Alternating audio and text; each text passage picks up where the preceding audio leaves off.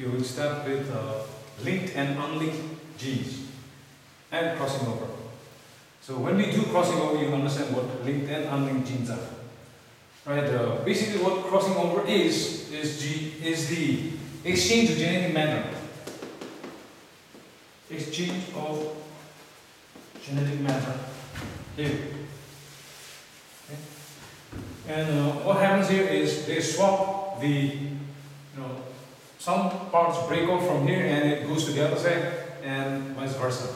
They exchange genetic matter. Now, we understand that when two chromatids are held by one centromere, it's still regarded as one chromosome.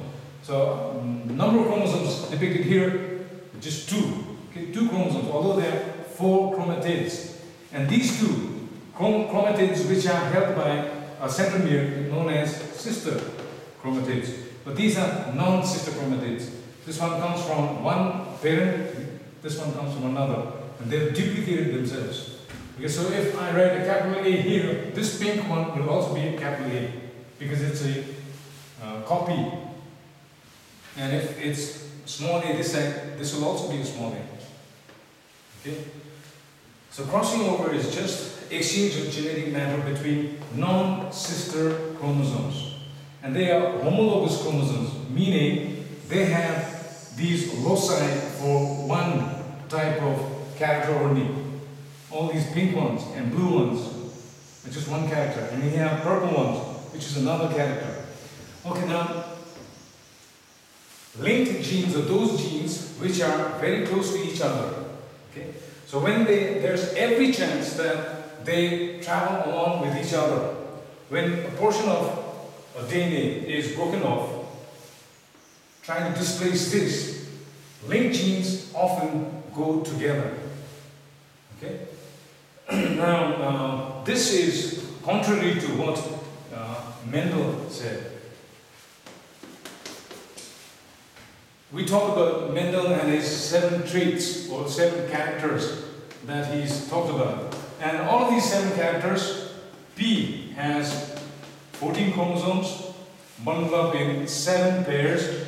So all of these 7 characters that he studied was present in these 7 different chromosomes. Therefore, when he crossed the what we call P plants, he found out that they assorted themselves independently, and eventually he arrived at this conclusion.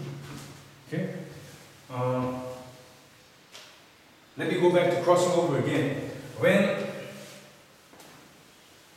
chromatids come in contact with each other, this point at which they come in contact is known as chiasma. And the word chiasmata is the action of crossing over. Okay, chiasmata is crossing over, whereas chiasma is the point of contact. So this is where the breaking off and the exchange of genetic matter occurs. So crossing over also leads to recombination, meaning a new combination. Okay? This also contributes to evolution. And it actually brings about variation. So crossing over brings about variation. And that variation is called, it's called recombination. So, now we have Thomas Hunt Morgan and his pupil Alfred Sturtevant. They're the ones who studied, in detail on Drosophila. Okay, this is your fruit fly or gnat. They've done extensive study on fruit fly Drosophila to prove where things went wrong here. When they conducted the experiment on fruit fly, they did not come to this conclusion. So now, when they did not arrive at this conclusion, does that mean Mendel was wrong? Mendel was not wrong because his experiments were conducted on unlinked genes, genes which were not close to each other at all. In fact, they were so unlinked, they were found in 7 different chromosomes. I mean, All these 7 characters were found in 7 different chromosomes. Therefore, this was true. But Thomas Morgan and Studevant, they are the ones who conducted this test on Drosophila. And Thomas Hunt Morgan is also known as the Flyman, just like Batman. I guess it's Bruce Wayne who acts the Batman, but Flyman, Thomas Hunt Morgan. The 2 types of Drosophila. This is the normal body color and normal wings. It has large wings. Okay. Normal body color is given by capital B with a plus. Capital B with a plus. Now this is equivalent to having a capital T and a capital T. Okay. So this is a true type. You can also have a normal with this combination, capital B plus and B without a plus. So this is equivalent to T and a dwarf tree like that. Right?